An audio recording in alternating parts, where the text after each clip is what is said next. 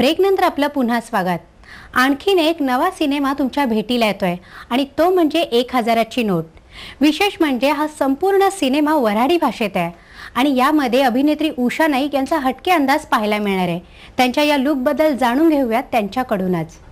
मला हा एक खूपच चांगला आणि वेगळा अनुभव आहे आणि आयुष्याची एक शेवटची इनिंग माझी स्टार्ट झालेली आहे म्हटलं तर हरकत नाही, या आजीच्या रोलपासून, या बुढीच्या रोलपासून। आणि अशा वेळेला मी एक तरुण आणि पूर्ण शिक्षण सिनेमाचं घेऊन आलेला असा हा श्रीहरी साठे दिग्दर्शक म्हणून माझ्यासमोर आला।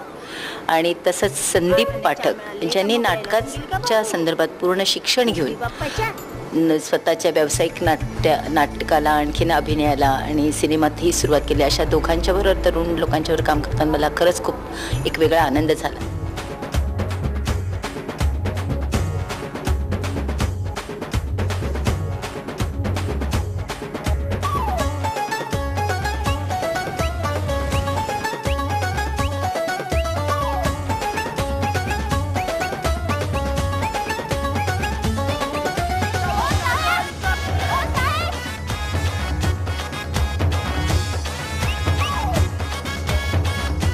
मी ज्या वेळेला या इंडस्ट्रीत आले त्यावेळेला मी असं काही कुठलं शिक्षण घेतलेलं नव्हतं आणि ही खंत नेहमीच राहिली मला, कारण मला काही असं वेगळं शिकता आलं नाही किंवा मला म्हणजे कॉलेजमध्ये वगैरे पण मला फार शिकता आलं नाही। पण एक छोटीशी नृत्याची शिदोरी घेऊन मी आले, पण ह्या नवीन तरुण लोकांच्यावर काम करताना जी काही मला शिकण्याच्या जी इच्छा होती ती यांच्याकडून मला खूप काही शिकायला मिळालं।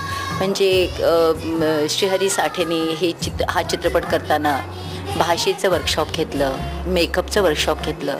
ही बुढी चालेल कशी, ही बुढी बोलेल कशी, ही बुढी साईडने बघताना कसा लुक मिळेल हिचा, या सेकंड म्हणजे दोन्ही साईडने कशी बघेल, वरती बघितलं तर कितपत वरती बघेल, कसा बघेल, किंवा चष्म्यातून बघताना कशी बघेल, किंवा रस्त्याने चालताना सुद्धा कशी चालेल विथ मेकअप, परत ती साडी, परत तो आंबाडा तिचा केवढा असेल, किती साईजचा असेल, मग त्या आंबाड्याला कशी ती रिबीन बांधेल, या सगळ्या गोष्टीचा बारीक गोष्टी म्हणजे इव्हन पायात घालणारे चप्पल, चालणं, बोलणं, बसणं, उठणं, हे सगळ्याचा त्याने अभ्यास करून तो आलेला असा एक दिग्दर्शक म्हणून। आणि अशाबरोबर काम करताना मला असं वाटलं की आपण पण काहीतरी वेगळं शिकत आपण पण आपल्याकडं जी काही बुद्धी आहे त्या पद्धतीप्रमाणे आपण ह्या आजीला एक वेगळा टच देऊन आणि त्याचं शिक्षणाचा आधार घेऊन आपण हा एक वेगळा रोल करू शकतो आपल्या आयुष्यात, असं मला वाटलं। आणि मला असं वाटलं की हा माझा अनुभव एक चांगलाच सुखद आहे।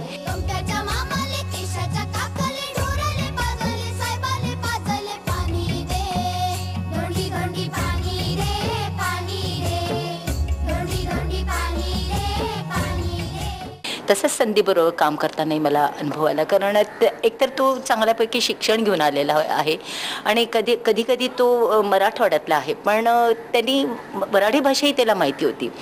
समजा एखादा शब्द माझा काहीतरी वरती खालती झाला किंवा स्वर काही झाला तरी, किंवा तो मला सांगायचा की ताई असा नाही, वऱ्हाडी भाषेमध्ये हा स्वर असा खाली घेतात बरं का, तुम्ही असं बोलून बघा, असं म्हणायचं। आणि त्याचाही मला फायदा झाला, किंवा त्याच्यावर काम करताना एक नकळत त्याचं माझं छान ट्युनिंग जमलं, छान केमिस्ट्री जमली आणि त्यामुळे खूप एक वेगळा त्याच्यावरही काम करताना मला आनंद झाला। आणि त्याचं आणि माझं काम म्हणजे जवळजवळ चित्रपटात 90% आम्ही दोघं एकत्र आहोत, म्हणजे छान सुखदुःखात, आनंदात, येणाऱ्या संकटात, ते संकटाला देणाऱ्या म्हणजे ज्या पद्धतीने आम्ही दोघं मिळून तोंड देतो त्याही प्रसंगात, अशा सगळ्यामध्ये तो माझ्याबरोबर आहे। आणि हे सगळे सीन करताना मला खूप त्याची मदतही झाली। आणि श्रीहरी साठेने आमचं ज्यावेळेला ऑडिशन घेतलं त्यावेळेला माझं एकदा वेगळं घेतलं ऑडिशन, त्याचं एकदा घेतलं, मग आमचं दोघांचं एकत्र घेतले, म्हणजे आमच्या दोघांचं बोलणंसुद्धा म्हणजे स्वरसुद्धा एकत्र होतो की नाही, किंवा तो मॅच होतो की नाही, किंवा तो कानाला गोड वाटतो की नाही, याचंसुद्धा त्यांनी वर्कशॉप घेतलं होतं। आणि हे सगळं करत असताना संदीपला आणि मला दोघांनी असं वाटलं की आम्ही जितकं छान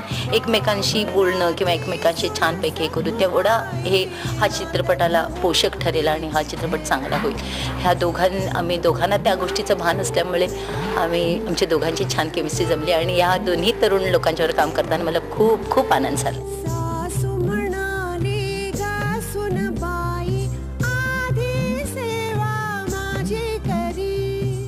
1000ची नोट हा सिनेमा एका विदर्भातल्या एका वयस्कर स्त्रीवरती आहे, जिच्या जीवनात खूप दुःख असूनही त्या एका सकारात्मक ॲटिट्यूड, खूप खुशीने जगतायत आणि अचानक त्यांच्या हातात थोड्या हजाराच्या नोटा येतात. त्याच्यामुळे काय की वावटळ होऊन जाते, त्याच्याबद्दल सिनेमा आहे. कथा आणि पटकथा 1000च्या नोटची श्रीकांत बोजेवार यांनी लिहिलेली आहे आणि हा माझा ॲज डिरेक्टर पहिलाच सिनेमा.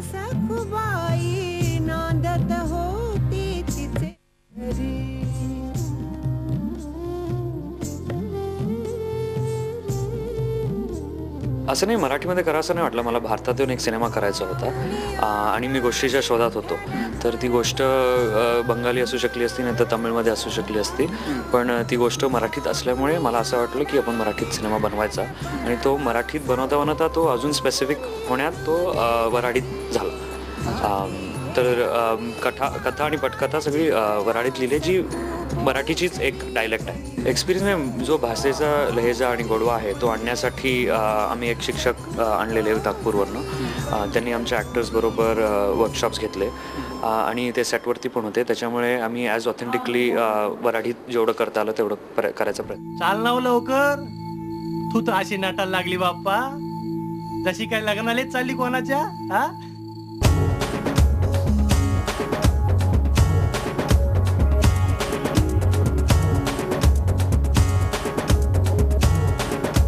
उद्या माझ्यासंग दिगर्सीच्या बाजाराला चाल. मराठीत एक नवीन रियालिटी शो घेऊन येतोय श्रेयस तळपदे. जाता जाता पाहूयात या शोच्या सॉन्गची ही खास झलक.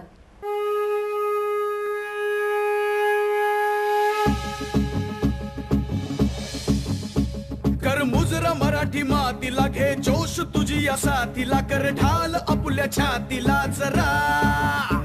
लढला रणि शिवबा जसा विजयाचा घेऊन वसा, उठचे दुनिया तू तसा खरा.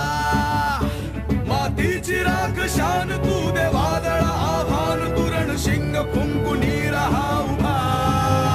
झुंज दे, झुंज दे, झुंज दे, झुंज दे, झुंज दे. या सांगती नद्या गड्या तू चाल रे पुढे, हे बुरुज सांगतात युद्ध नीतीचे धडे. या सांगती नद्या गड्या तू चाल रे पुढे, हे बुरुज सांगतात युद्ध नीतीचे धडे. भेटू दे वनमाहुरी तुझ्या, पडू दे उंच केशरी ध्वजा.